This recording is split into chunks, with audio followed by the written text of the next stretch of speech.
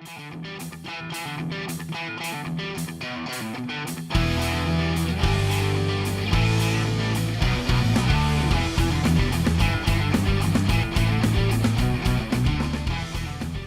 it's your girl Stephanie Morin coming to you with another RPMHD interview.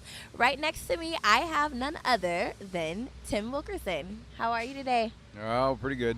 That's good, that's good. So, Tim, today you had one of your best runs of the weekend. How do you feel about it? Well, I mean, we struggled a little bit this weekend. And I was a little behind the tune-up on Friday, but today it came around pretty good. And it actually hurt the motor on Q3, the first run today, and then we had to change motors. So, and we sat there the whole time after Gary Densham had his little accident where he got wrapped up in the net down there. So we didn't have a lot of turnaround time. So the guys did a great job, and the car came around well, and we went 396. So that was a good. It ended up good. In the past, you have opted out of doing testing before your races. What made you decide to do it different this year and actually do testing?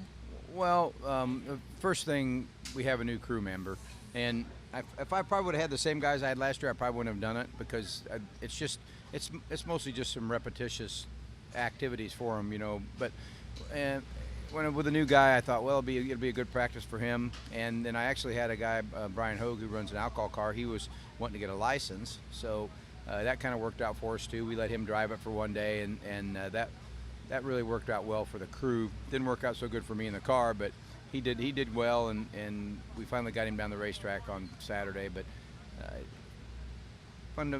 funding-wise, we usually don't do testing. You're absolutely right. We just try to keep our junk in a pile and try to do the best we can on race day. And Saturday's usually my test day. So after your crew gets all used to doing the basics, you're gonna go back to just not testing anymore. You're gonna do just the days of. Probably will not test anymore this year. Now we do have a new car coming, and I'm going to debut that car in Gainesville with any luck.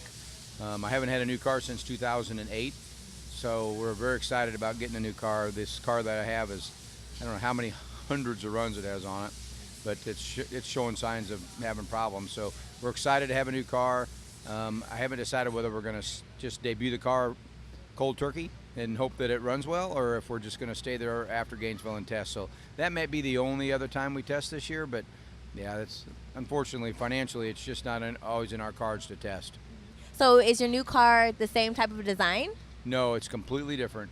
Murph McKinney, who's built cars for everyone out here for the last 30 or 40 years, now Force and Schumacher both build their own cars. So Murph's business is a little bit backwards because of that.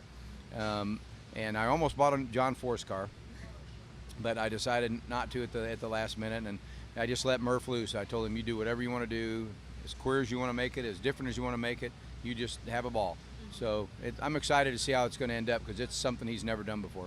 Awesome. So if you could go anywhere with your new car or your old car, where would you travel with it and why? Well, I mean, we really been doing this for a long time. So I really don't get too wound up about any specific racetrack. You know what I mean? I've only not won at a few racetracks, and that's kind of a goal that we have before I want to quit. We've won 20 times, so but I'm hoping that the new car will give us the next step up because everybody else has the same type of car. But really, I have no specific place that I'd take it. I'm happy to get it, and if Gainesville's the first race, then so be it. Awesome. Well, this has been another RPM HD interview we have right here, Tim Wilkerson, and we thank you for your time. Yep. It is the second day of the 2016 Winter Nationals in Pomona, California. All right, we'll see you later.